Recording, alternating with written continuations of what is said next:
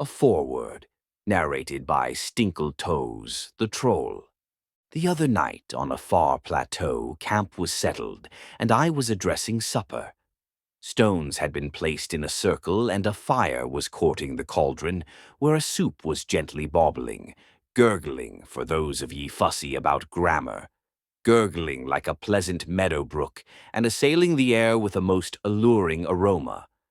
I am no celebrated chef, but I can throw a meal together and tailor it to the dictates of my tummy and to the polish of my tongue.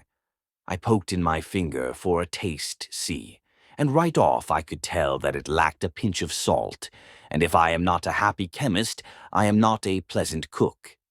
Begrudging my shortcomings, I slipped off into the darkness to gather some sage, or rosemary, or whatever other aromatic fern I might encounter.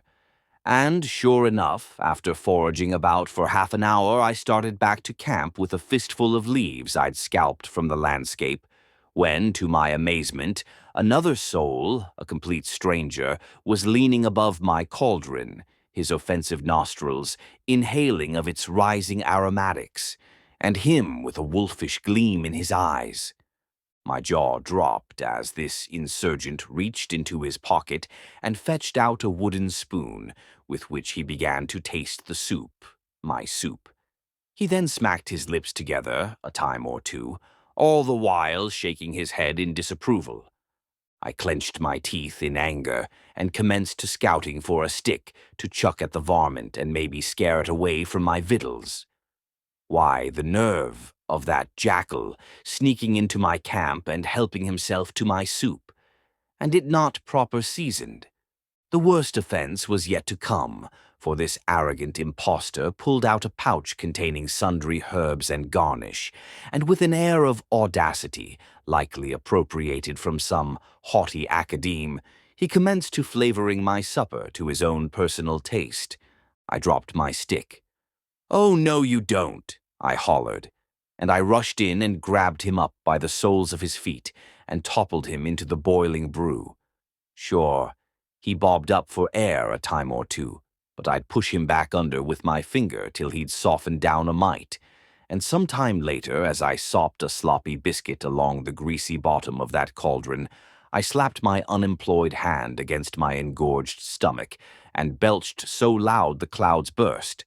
And as the flailing rain stung at me I was moved to oratory, an oratory in whose grand invocation I forgave that presumptuous agent for his transgressions against me, and even allowed him his due for helping elevate my humble potage into a chef d'oeuvre. Glancing over at the pile of bones I'd done, cracked with my tooth, and picked clean of tallow, and suckled free of marrow before tossing them onto the scrap heap, my eye delayed upon the skull of that unfortunate, and, I'll swear before my sainted godmothers, it was grinning from ear-hole to ear-hole.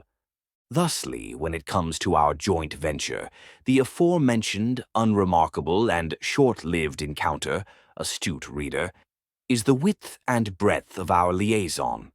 I have penned this foreword to apprise you that the above-credited author is a charlatan and a shill. I am troll, and this is my soup, tale. Unabashedly, I am Stinkletoes. I believe it was Virginia Woolf who said, "Literature is strewn with the wreckage of those who have minded beyond reason the opinion of others." Words to write by.